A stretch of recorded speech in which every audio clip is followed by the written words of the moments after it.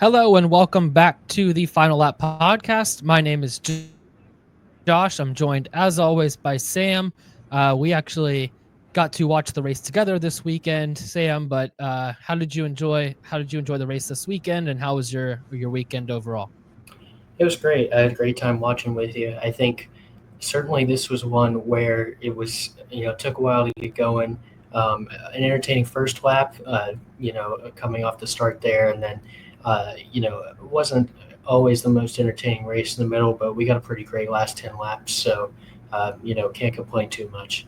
Yeah, we'll break everything down from the winner, the McLaren strategy, some Ferrari stuff from the weekend. I feel like there was a lot popping off there, and some other stuff as well. But to start, your winner, Lando Norris, he wins from third on the grid, moving to within 9 points of the championship lead, heading into the summer break. It was kind of a weird one. The initial launch there from Norris, I thought was pretty good. It looked like he had a chance to overtake Oscar into turn one, and then he kind of just, you know, made the wrong decision, didn't stay committed to the inside. Just kind of got on the brakes a little early and actually, lost a couple places there to Russell and to Alonso on the outside. It fell back to fifth on that first lap, and it didn't really seem like Lando would have really any opportunity to win from there. But things play out a certain way, McLaren with their strategy and all that, and Lando ends up being your winner here in Hungary. Yeah, he really went from, uh, you know, really could have been our stinker of the week to arguably, we'll get to it, but arguably could have been the best driver of the day. I mean, he certainly put himself behind the eight ball, and, the strategy does end up working out in his favor in the end, but he also had to make that strategy work. A lot of people did not think that strategy was going to work. People seemingly at McLaren. I was watching the odds throughout the race, and Oscar was a solid favorite for most of the race. So a lot of people did not think that Lando could make it to the end in the lead on those tires, and he was able to stretch it out. So you got to give Lando credit. This was a heck of a bounce back race for him. Yeah, it was a rough start, and we've been over that so many times about how he struggled with the starts. But what a drive to rebound and get this win and put himself almost on level pegging with Piastri. He's right behind him, but he's essentially one race behind him as we go into summer break instead of three or more. Yeah, like you said, we've had this thing with Lando where he struggled on these opening laps. This one, I actually, I don't know. I didn't feel like it was that bad. He just really kind of ended up in a bad position with where he was. I would have liked to see him take it, a little bit deeper in there and really challenge his teammate Piastri to the inside. But none of that really matters because at the end of the day, he ended up winning the race. Like you said, from after that initial first lap thing, to me, I thought it was Lando's best race of the season, maybe his best race in F1, to be honest. Um, he did pretty much everything we praised Piastri of doing last time out in Spa, taking the better of the two strategy options that were presented, with the one stop, good tire management till the end. That tire management on that McLaren is just so good that I think, in races where we feel like one stop's not even really possible. These last two races out, both the McLaren guys have proved that that's not really the case. And then also to recover like he did after falling to fifth on that first lap, I thought, showed a lot of determination from Lando. Not something that I think maybe we would have seen from him last year. I think he might have, gotten a little bit too upset, but he just kind of stayed cool, collected, and really put in a drive like we've been praising Piastri of all year. So I thought it was a great race from Lando. One where he could have succumbed to the pressure at multiple different points, but no, he didn't do that and comes out with the win. So I thought it was a great race. Yeah, and I think that leads to something to consider as we look down the rest of the calendar. I mean, a lot of Hungary we compare a lot to a track like Monaco, even though it's not a street circuit. We don't have a ton of those left on the calendar, but we got a couple more where track position is premium and passing is can be a real struggle. I think maybe a track like Abu Dhabi, if it comes down to the final race, that's something for that McLaren pit wall to think about. If you're on either side of it, is the ability of that car to manage the tires, hold out for long stints. Looking back at this race, it makes sense. It was a heck of an effort for Lando, like I just said, but it makes sense that the car that prioritized longer stints and track position ended up coming out on top because just given Hungary as a track and given that McLaren car, it makes a lot more sense to try and stay out. It's not that it was guaranteed, but it's certainly if any car was going to do it, it was going to be them. Yeah, I think I agree with that. I think that they were the only ones that really even tried that one stop all day.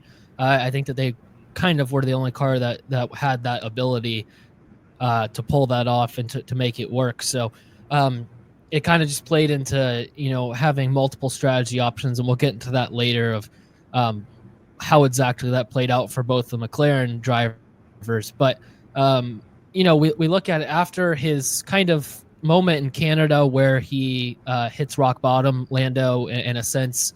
The first time that him and Piastri really go wheel to wheel this year, and he ends that in a wreck. Piastri continues on, but Lando doesn't gain any points there, and things are looking really bad. It hasn't been perfect since then, but he's won 3 out of the last 4 races ever since Canada, and he's really kind of turned this thing around. So as much as we talked about Oscar kind of stealing that momentum back last week in Spa, with Lando starting on pole and winning that race, kind of re-extending that championship lead, I think you have to look at it in a bigger picture for these last few races where it seemed to be more of a Lando's had more of the pace, more of the momentum there. And also in Canada, I think he had more pace as well when he tried to go for that move on Oscar. Just it obviously didn't work. It was obviously kind of a pretty boneheaded move, but I do think he had a little bit more pace there as well. So for the last 5 races, you could say maybe for Oscar in the British Grand Prix, without his penalty, he probably wins that race. So you could take that one away from Lando. But regardless, he's been, I think, equal to, if not the better of the two drivers for the last 3, 4, 5 races now. And I think that's going to play a big factor as we head into the summer break and beyond from here. Yeah, and they talked about that all weekend on the broadcast, that this race was all about momentum, going into this almost month-long break. You want to be the guy that has most recently come out on top and has that confidence boost. We've seen with other teams that we'll get to later, they're just out in the wilderness right now that's doing some real soul-searching over summer break, and you don't want to be on that side of it in the championship fight.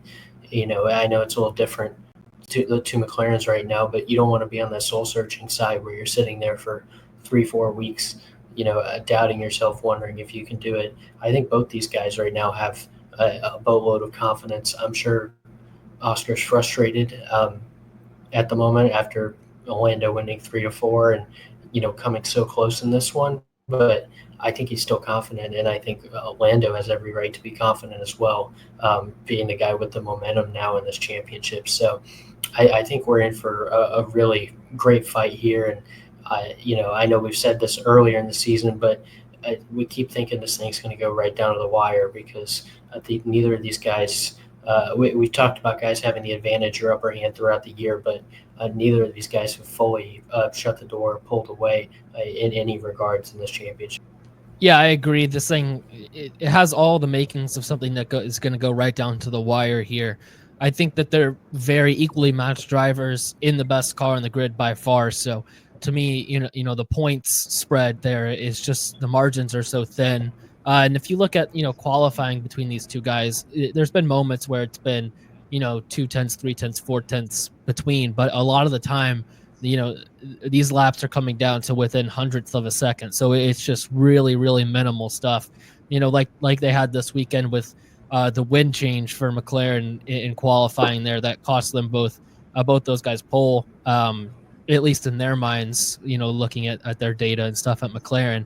It just little stuff like that, gusts of wind can kind of change this thing in terms of qualifying, and I think obviously that has a large part to do with the championship as well.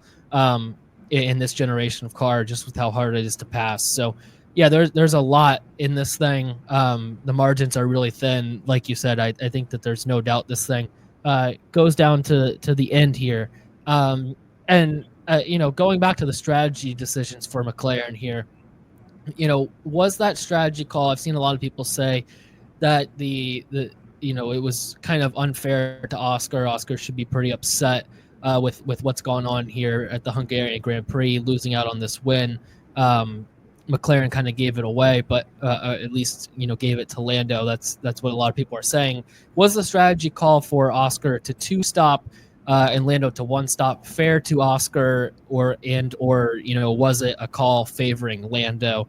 To me, I don't think it is, but I'd like to get your opinion on this as well. Yeah, I don't think it was favoring Lando at all. Like I said, in hindsight, it makes sense that would be the better strategy. But at the time, we really had no idea. Like I mentioned, the odds sort of favored Piastri, and I think a lot of people thought that he had a great chance to get him in those last 10 laps, and he did at the end and win the race. So I don't think that I don't think you can call that favoritism really, or picking one side over another. Just because you choose alternate strategies and one of them works better than the other, that's not favoritism at all. I didn't see any, like Zach Brown or someone coming on the radio and demanding that so and so gets what strategy to try and win the race or anything like that. This is strictly two sides of the garage choosing two different strategies, and one of them worked out. And I'm sure there'll be races, and there have been races before where Oscar's strategies worked out. Just here last year, they favored Oscar, and I sort of allowed him to win that race, which deservedly so, because that was out of Oscar's hands. But I don't think that you can really call it a favoritism towards Lando. I think it's just different strategies, and in this case, Lando's worked. Yeah, I agree with pretty much everything you said. To me, it wasn't any type of favoritism towards Lando. I think McLaren at this point, it's pretty obvious they're pretty open to letting their strategists battle it out as well as their drivers on track. I don't think that there's any sort of overarching thing coming down from Zach Brown or from Stella or from whoever to say, let's give Lando the better of the calls here. I'm just not.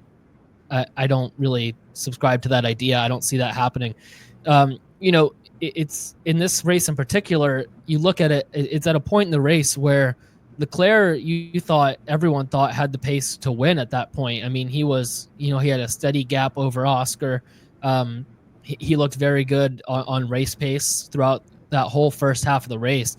You had to try and undercut Leclerc early if you're Piastri, to try and in that 81 crew to try and get yourself back out front there. And that kind of takes away your ability to one-stop in the end, stopping that early. But at that point in the race, that's what those guys felt like they had to do. Honestly, they didn't. I don't think that they were really thinking that Lando was much of a threat. And also, I think that they thought Lando would try and undercut George to try and gain that position too. So I don't think that they were really taking that into consideration. I think they were looking at that point as Leclerc as the main threat for the win. Pitting that early just takes away your ability to do the one stop.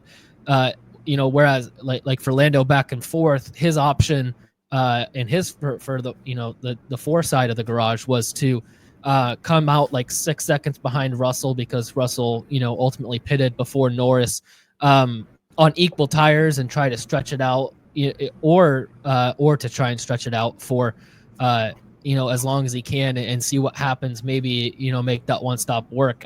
To me, this whole thing was more of a product of how the race was unfolding than any sort of deliberate move by McLaren to favor Lando. I just don't see that.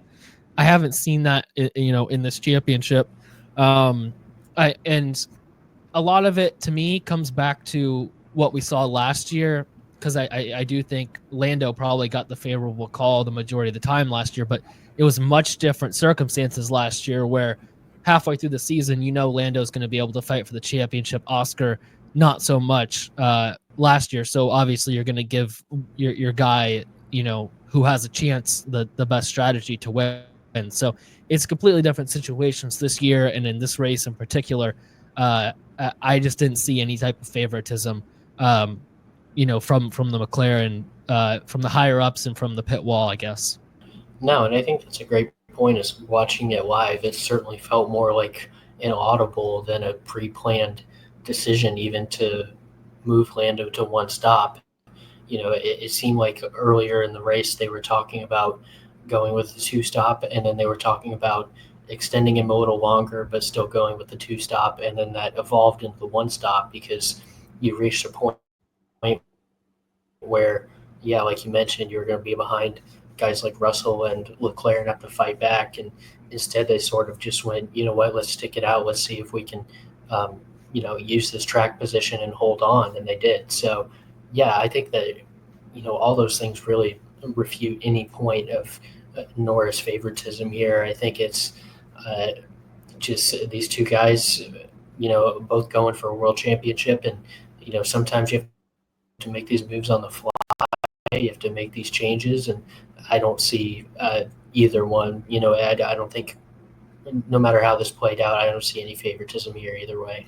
Yeah, I think the past two race weekends have been a great example of what I've really enjoyed of McLaren letting their strategists sort this thing out as well, because the past 2 weekends, the better strategy has ultimately won the race. Obviously the two guys, Oscar last week and Norris this week, drove extremely well. But at the end of the day, the strategy options have kind of opened up for both sides as well, which is something I've been really enjoying, because this thing, it could be a very boring championship just in terms of whoever comes out of the first lap ahead, we're going to let them, cruise to the end. We don't want any sort of chances of taking away points from the team. But I just think that they're at a point where they're so far out ahead in the team championship that they've allowed themselves to have this ability to let their guys, race it out on track. Obviously there is that underlying thing of you guys can race it out, but just don't hit each other, which they repeated to Oscar again this weekend after his lockup. So there is that, but I think that that's a pretty reasonable ask if you're the team. But they're also letting them, they're letting them fight from so many angles, which I've really enjoyed, because this thing could be really boring if not every race, and yet we're getting pretty good races in the end, I'd say. At least in terms of who's going to win, you're really not sure halfway through the race how that's going to pan out, which I've really enjoyed. Yeah, we are. We're getting great racing, and from a fan's perspective, it's really all we can ask for is just being grateful, I guess, that this is the team in this position, and we're not in a position in years past where a one driver dominated team was in this spot. This would be one of the more boring championships in recent history if, say, this was Red Bull and Verstappen again. No offense to Max. If it was that one-sided dominated and the championship was already over, it would, the rest of the season would kind of feel like a slog. But instead, we ended up with a team with two pretty equal drivers and equal machinery. We're going to get to see them battle it out. So I think that's really all you can ask for as a fan in a sport like F1, is just letting these guys battle it out. And we've seen it up and down the field. This is close to the most equal machinery, with the exception of McLaren some weekends, close to the most equal machinery that we've ever seen. So, even though the constructors is already decided and the drivers is down to two, we're still getting a lot of good fights and a lot of close battles week in, week out.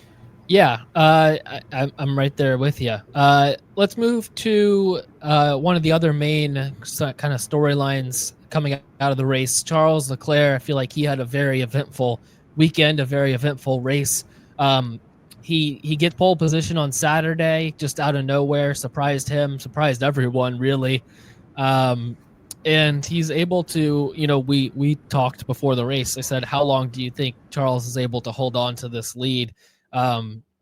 I said if he makes it through the first lap out front, and you were kind of like, yeah, that's kind of the key. I think is I don't know if he's going to make it through the first lap out front, and he ends up, really dominating the early part of this race, taking it into his control, and then about halfway through, the typical Ferrari stuff starts to come out where Leclerc, he's still in the lead at this point. He's got like a 2-second advantage over Piastri, but he's like, what we're doing is gonna ruin this race. I'm not gonna win this race with the way that we're going. And I'm just kind of sitting there like, you still got the lead. You survived the undercut from Piastri. Like, I feel like you're in a pretty good position. And then it just all unravels from there. He ends up finishing fourth, like 15, 20 seconds off the podium. When he was battling for the lead, like halfway through the race, just kind of a crazy second half there for Charles. And the stuff has started to come out. Ferrari has said that his chassis was broken, which I don't know how that happened. He didn't have any contact with anyone. He didn't have any, offs that I'm aware of. I'm not sure how that would have happened. George said that, he thinks that they increased the tire pressures for Leclerc in his second pit or his later pit stops, because they were riding so low they didn't want the plank wear to become an issue. Just a lot of different reasons, I guess, floating around for why this happened for Charles, but it definitely seems like something was off with the car, with strategy, with whatever they did. Definitely hurt, because it was really two completely different races for Charles. One where he looked like he could win, and one where he looked like if he started in the midfield, he might not even finish in the points.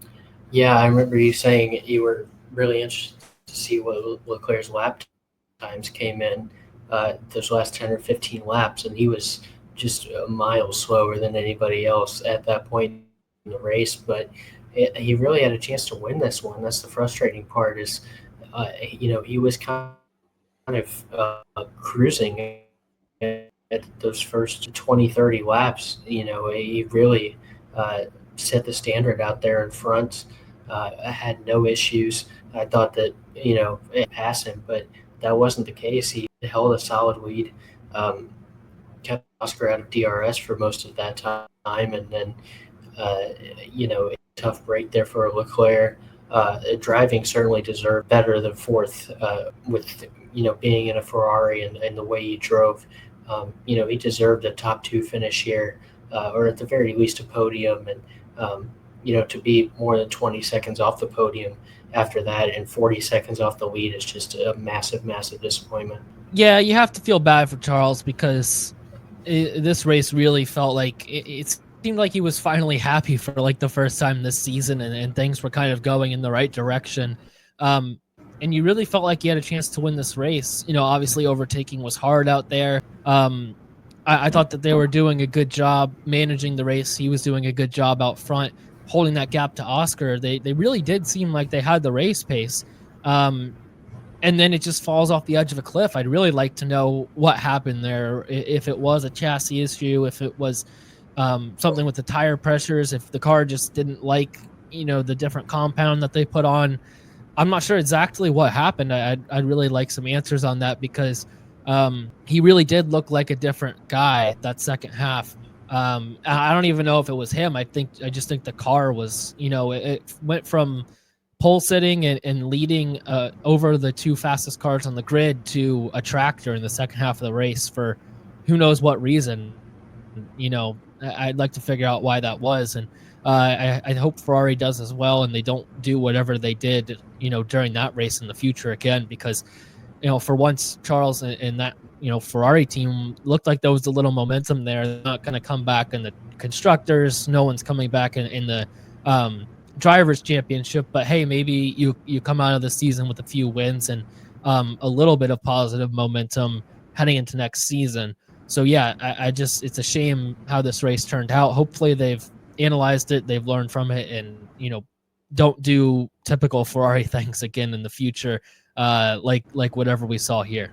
Yeah, like you mentioned, that's the rough part, really, is finally getting this moment, this pole position that was one of the most impressive poles of the year, in my opinion. just came out of nowhere. Leclerc starts the week by saying this is his worst track by far, and then comes out and puts the car on pole when at least. Um, so that's what really is frustrating. Is arguably right up there with Max at Silverstone is one of the most impressive poles of the year. A couple others up there, I'm sure, as well. And just a great start to the race too. Great first, half of the race, and it's devastating to see that. Just gonna hope we're not for 18 years now.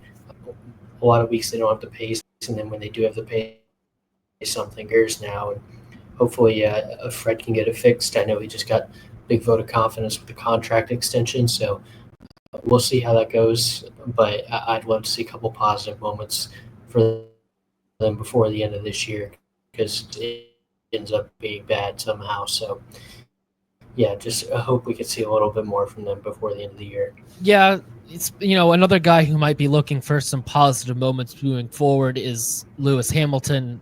This was not his race weekend by any means. Qualifies P12. After qualifying, he sees his teammate is on pole. He had some comments saying, "I'm useless. This team, the car seems fine because my teammate put it on pole.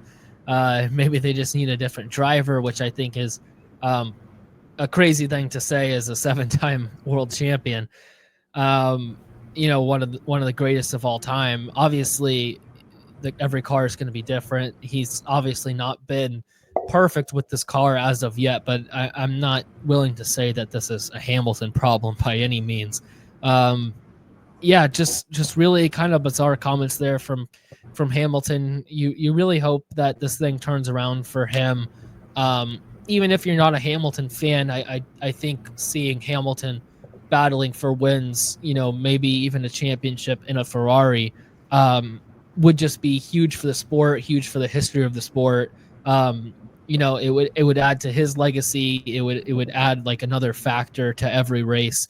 And I just think it's something that needs to happen. So I'd love to see this thing turn around for him, but right now it doesn't look very good.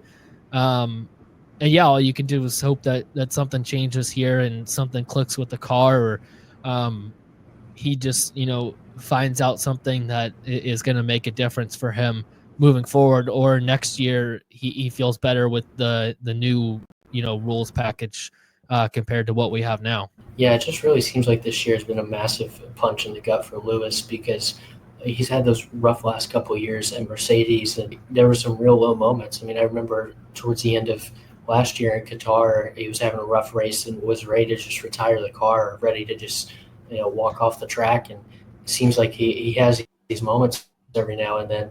Obviously, he talks all the time about never.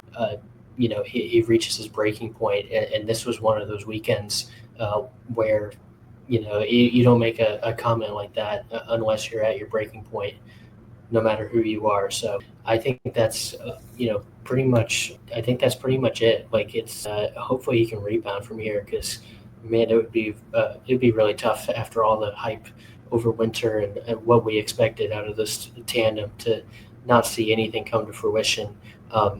Really from either side, but especially Hamilton's coming into Ferrari, knowing what that means to so many people.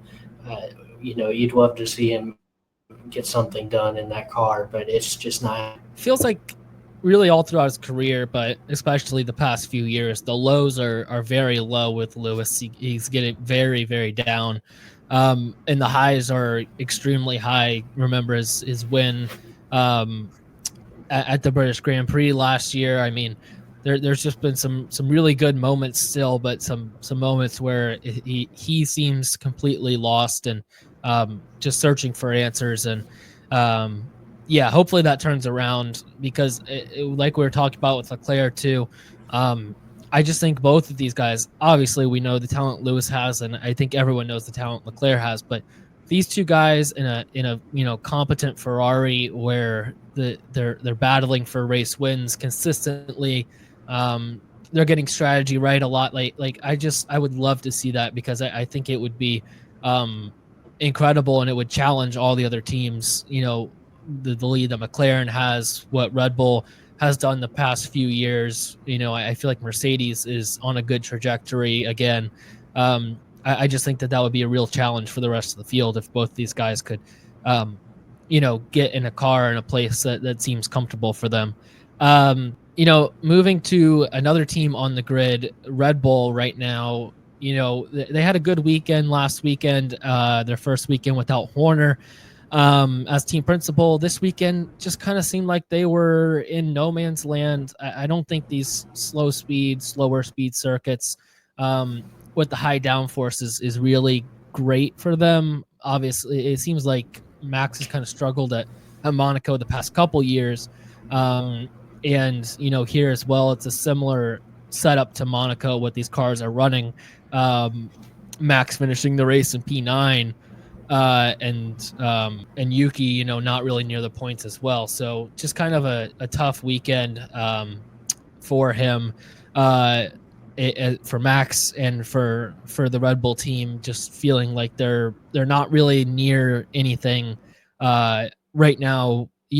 In terms of heading in the right direction, and in terms of what their car is capable of. I know last week Max wins a sprint race, but even in the race there, they didn't look exactly the same. So just kind of feeling like Red Bull right now is just kind of searching for stuff, and just kind of out there. They're way better than they're better than the midfield. I won't say way better, because Yuki has like 10 points on the season, but they're not going to be competing in the constructors with like the midfield, if that makes sense. So but they are kind of on the track right now. It's really weird. I feel like they're just kind of out there, just going through the motions almost. Yeah, this is just a team to me that's just lost in the wilderness right now. Like they're, a lot of weekends. This weekend, they had less points in the Racing Bulls and worse average finish.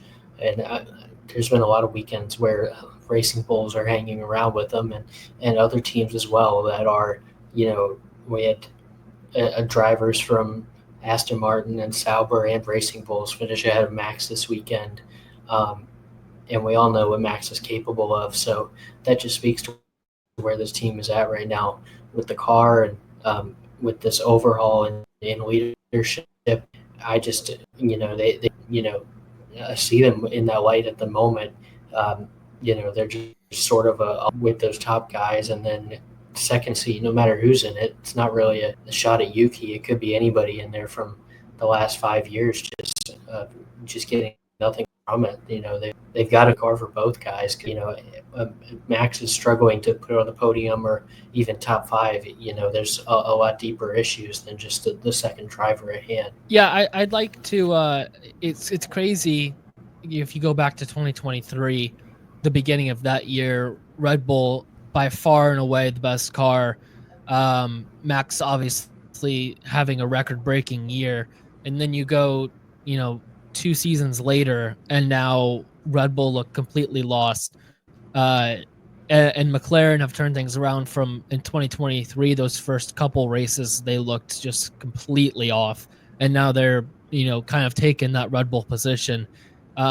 It's crazy how things have changed in just a couple years for those two teams. And Red Bull getting the shorter end of the stick there. They've had a lot of changes in management and other issues within the team as well in that time. And kind of going to our next thing here, but I think even like the loss of like Jonathan Wheatley might be a lot bigger than we all expected.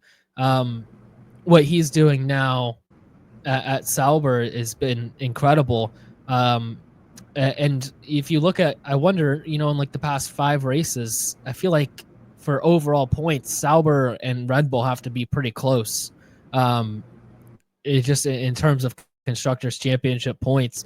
So yeah, I think that it's been Red Bull's loss, but it's been the gain of some other teams.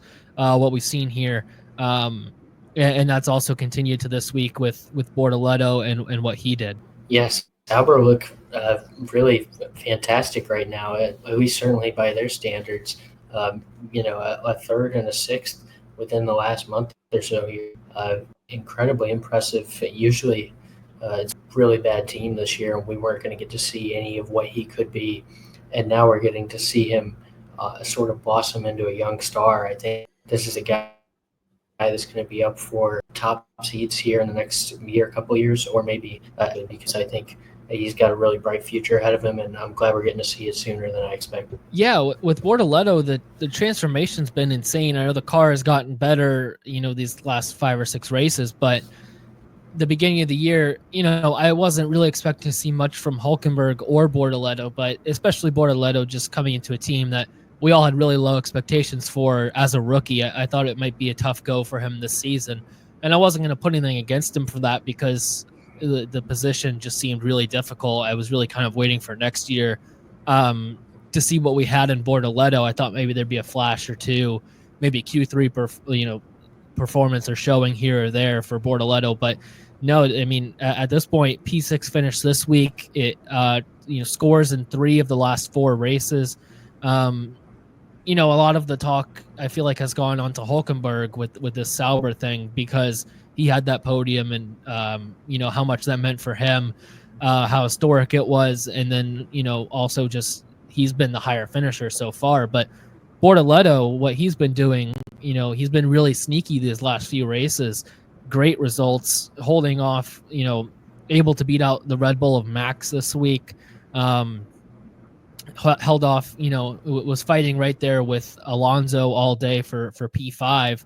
Held off Stroll for P7 and the Aston that seemed pretty quick this weekend.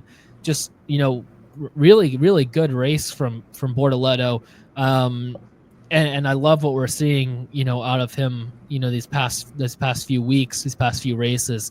I feel like we're really getting a glimpse at what, the talent that he is, which I wasn't expecting to get this year. So that's been a really welcome surprise for sure. I'm just, it's still kind of blowing my mind. I'm kind of, it's hard to explain how good this has gone for Sauber this year. And how, at one point in the broadcast, or they said Max pit a little early to try and undercut Bortoleto. He was behind Bortoleto, and I said, man, I would not have expected to hear those words at the beginning of this season. Max having to pit a little early to undercut Bortoleto for like sixth place at the time. Just, it's really incredible what they've done. And it's honestly one of the more like shocking transformations that I can think of in F1 for a while, just with all of the negative expectations we had on them this year. Yeah, I do wonder if it's weekends like this where we start to see the first signs of a bit of a power shift for 26 and beyond. That's not to say that these teams are going to supplant Mercedes or McLaren or a Ferrari. They might Red Bull at this pace, but teams like Aston Martin and Sauber, which is going to become Audi, of course, they've both recently had huge overhauls behind the scenes with new technical guys coming in. Aston Martin, Sauber with Wheatley and Binotto and all those guys. I think we could be seeing a real power shift with both of those teams. I think could be up competing very, very highly next year. Consistent points teams, maybe some podiums. I know that the vast majority of their efforts right now are focused on 26 and beyond with both those teams, but I think we could already be seeing a little bit here and there. Yeah, you touched on Aston Martin a little bit there. A crazy race from them too here. They've kind of been just out in the wilderness doing their own thing this year as well. They're a team that I think is really looking forward to 2026 because they get to bring in Newey to have full design of a car.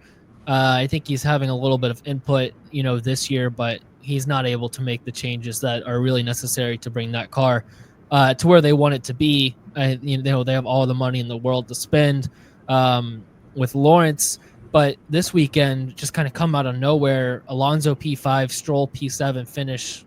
From the beginning of the weekend, they looked on it, and that continued all weekend. I'm not sure. I don't have the specifics on upgrades.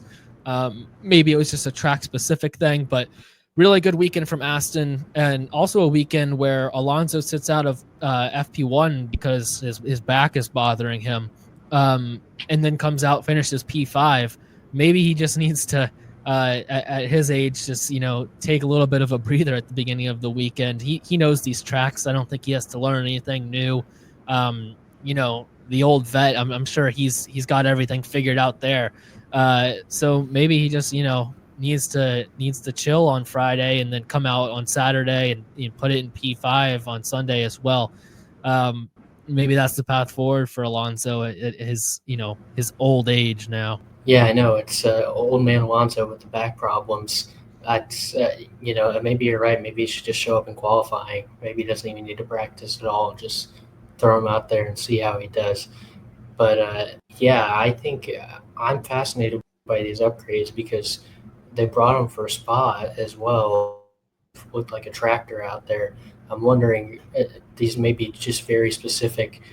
Even if they're not technically circuit specific, they may just work a lot better on certain circuits than others. And you can't really expect too much more from them. Like I just said, they're clearly more focused on 26. I'm impressed that they're just still trying to make these upgrades and trying to get better in 25, because I kind of thought before the year that they were just going to punt on this season, especially the second half. Once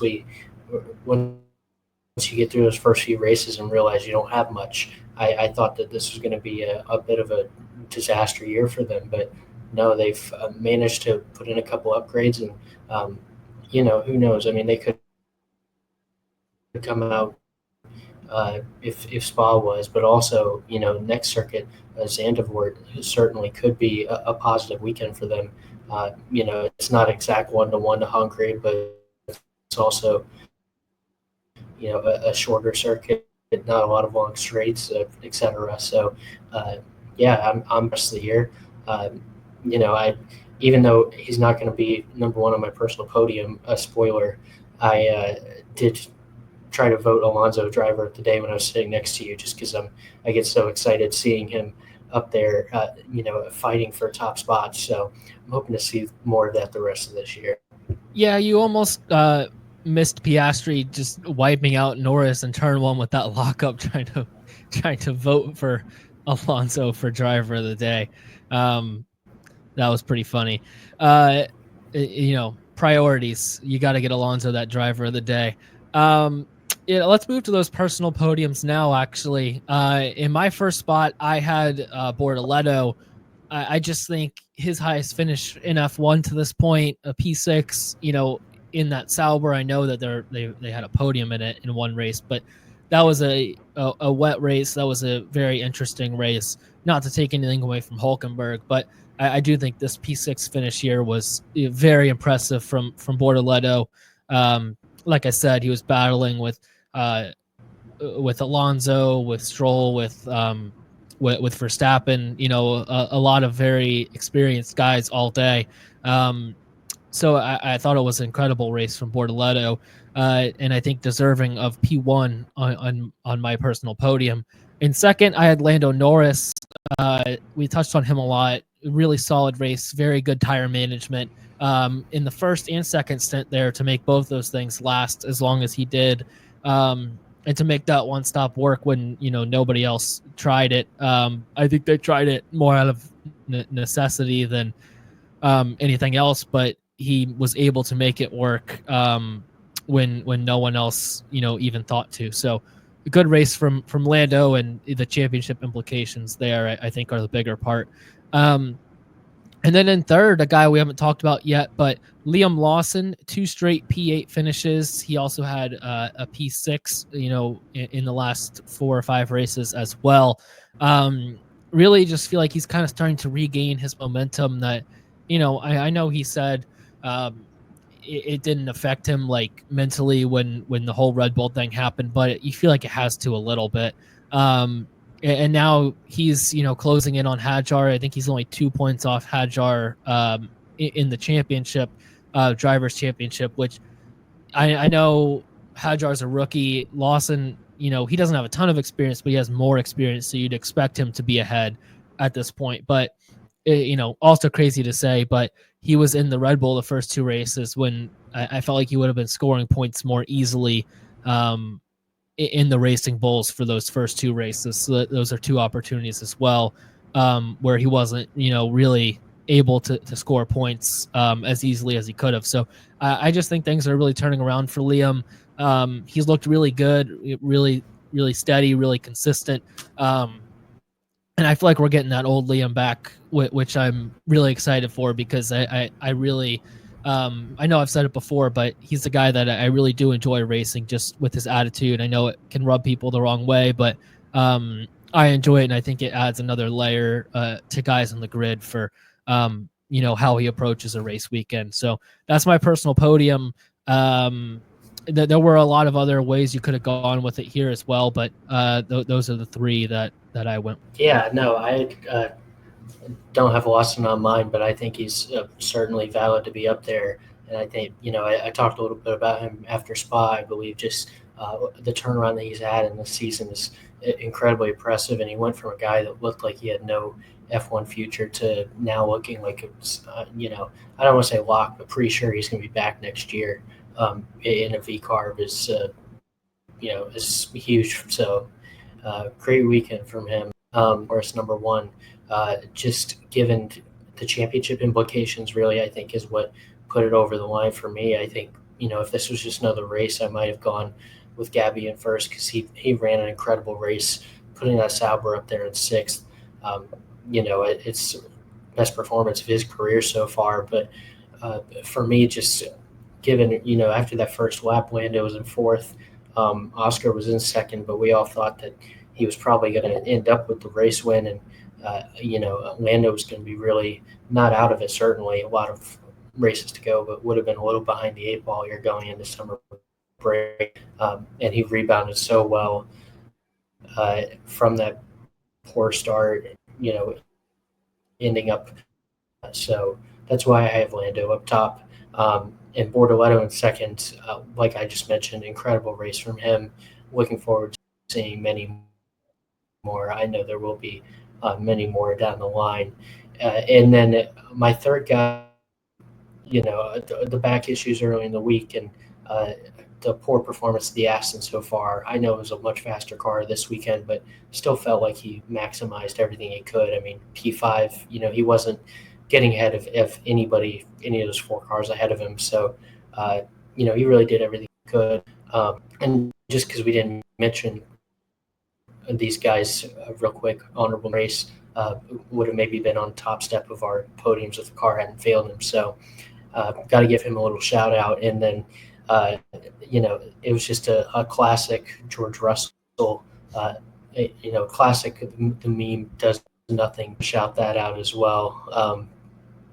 Just Mr. Consistency, as always, finding his way onto the podium here. On a week where even though they look better. Yeah, I think, we might have a trend here. Two of our guys on our personal podiums, Lawson and Fernando, were notoriously, they were seen taking the picture with the meme guy before the race. I think there might be a little bit of a meme guy thing that, helped these guys kind of have really good races. I think that might be the path forward. They might have to, Aston or VCAR might have to employ the meme guy to come to every race with them just for a little bit of good luck. Can't hurt. Might as well, help performance, help the morale. I think he's a real team guy.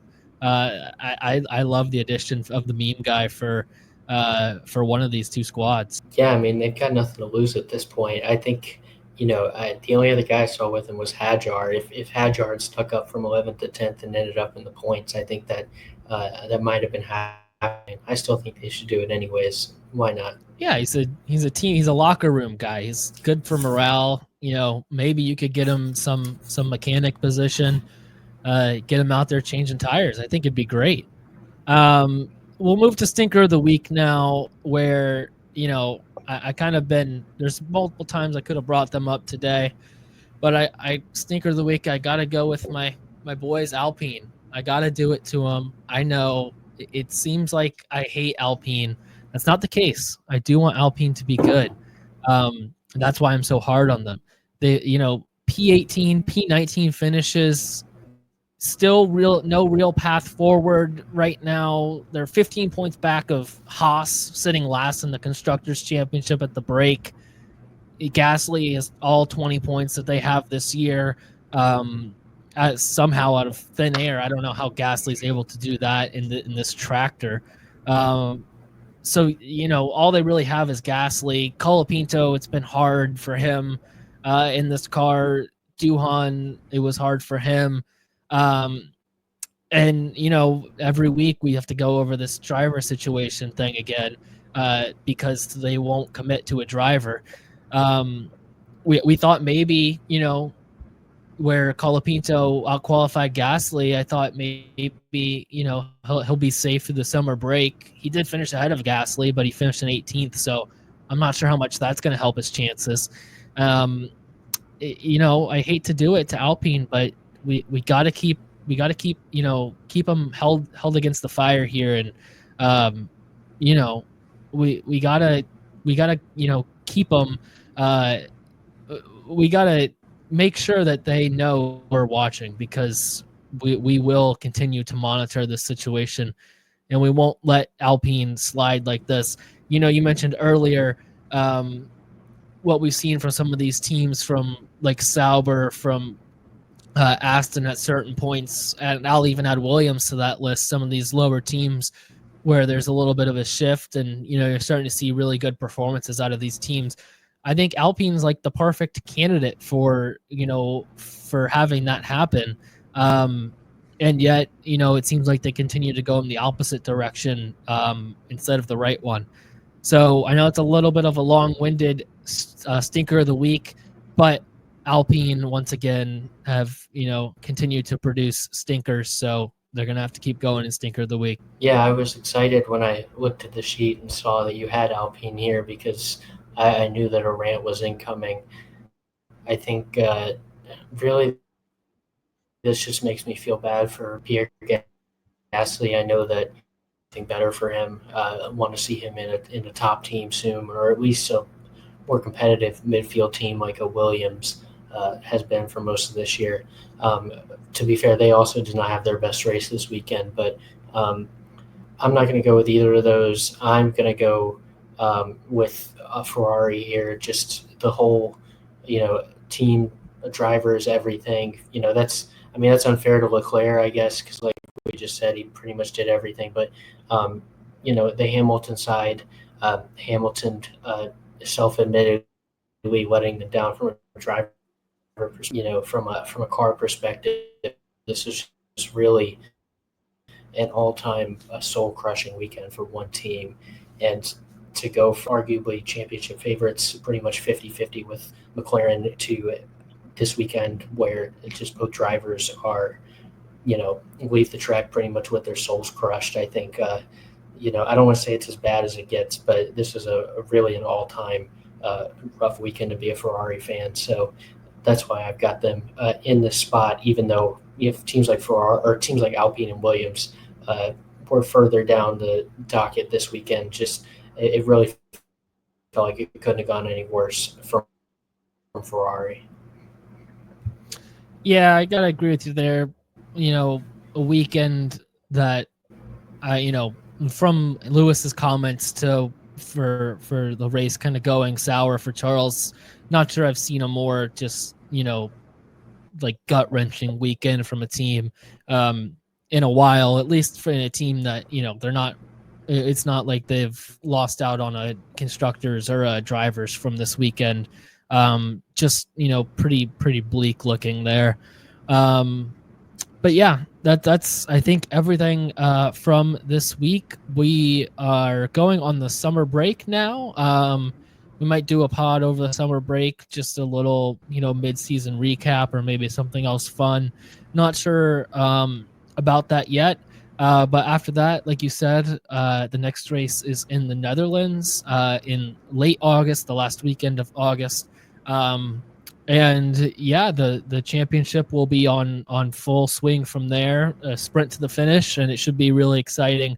If this past weekend in Hungary is any sort of example of what we're going to see for the rest of the year. Yeah, I'm looking forward to watching the end of this and talking about it with you. Hopefully we can, get back to you at some point during this summer break. I'm sure we'll do, like you mentioned, on back to you before the end of the summer break, and then look forward to doing the rest of the season as well. It's a lot to look forward to. Even with one dominant team, still a lot of storylines and still a championship fight. So excited to get into it. Yeah, for sure. That's everything for this week. We'll be back after summer break, or during summer break. Not sure yet. And we'll have a lot to discuss then, I'm sure. Thank you guys for listening, and we'll see you next time. Yep. See you soon.